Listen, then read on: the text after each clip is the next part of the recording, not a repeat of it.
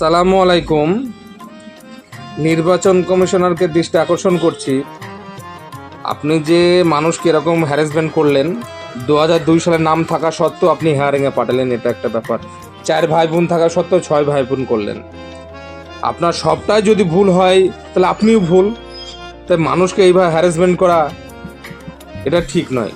হিন্দু হোক মুসলিম হোক, মুসলিমের বেলায় নামটা বেশি, হিন্দুর বেলায় কম, এটা একটা হিন্দু মুসলমান বিভেদ লাগানোর চেষ্টা।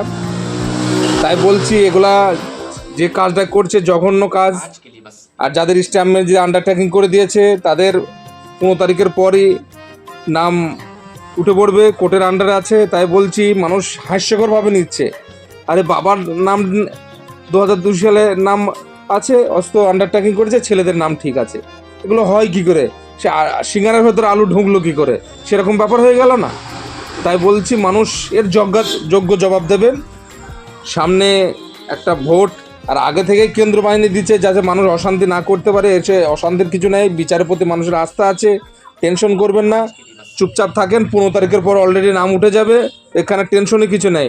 যদি নাম না ওঠে তারপর বিচার আছে, আপনি কোর্টে আপিল করতে পারবেন যে কেন আমার নাম তোলা হয়নি।